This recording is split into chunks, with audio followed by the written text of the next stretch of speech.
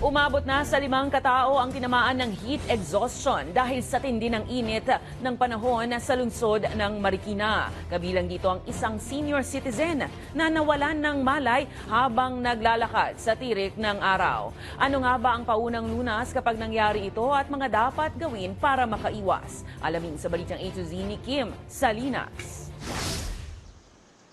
Patindi ng patindi ang init na nararanasan ngayon sa buong bansa, dulot yan ng patuloy na pagtaas ng antas ng heat index na inaasahan pang lalala pagsapit ng Mayo ayon sa Pag-asa.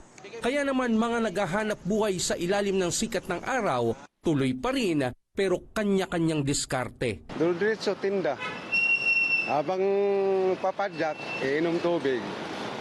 Ilagay ko dito. Bulihan, yun lang. Ay, sino naman tao, natatakot wala. Darating din talaga ron. Tsambahan na lang, yan. Nasa may dalang tubig.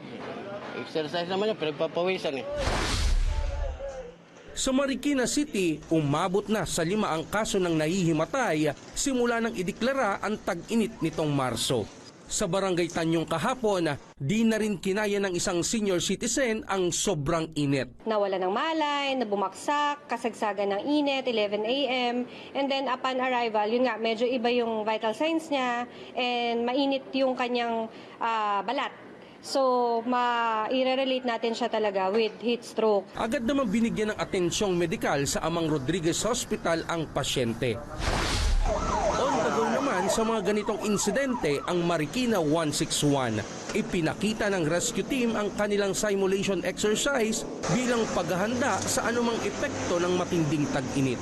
We do assessment on the site first kasi hindi po natin alam baka po may bale, baka po may bleeding on the site at pag binitbit po natin yan agad na may bleeding, baka po mag-cause further ng damage. Ilalagay namin siya sa isang environment, sa isang lugar na hindi mainit, hindi nasisikatan ng araw, may tamang ventilation. Pero ayon sa team, sakali namang walang kasamang naglalakad ang isang individual, pag mag-isa ka lang at naramdaman mo na parang nahihilo ka na at maya-maya ay mawawalan ka na ng malay, mas maganda sana na malaman mong mag-inhale, exhale ka agad, kalmado ka lang dapat, and mas maganda sana na hindi pa man umaabot sa pagkahimatay mo is makainom ka na ng tubig. mahalagang maobserbahan agad ang vital signs ng isang pasyente, kasama na rito ang respiratory at heart rate. Paalala pa ng eksperto, Magsuot po ng mga light-colored na mga damit, puti, para po hindi siya maka-attract ng init sa katawan. And kumain po tayo palagi ng masustansyang pagkain para po maging mas healthy yung katawan natin at hindi agad tayo mawala ng malay in case na ma-expose tayo sa araw. tubig pa rin ang pinakamainam na solusyon para manatiling hydrated ang ating katawan ngayong tag-init.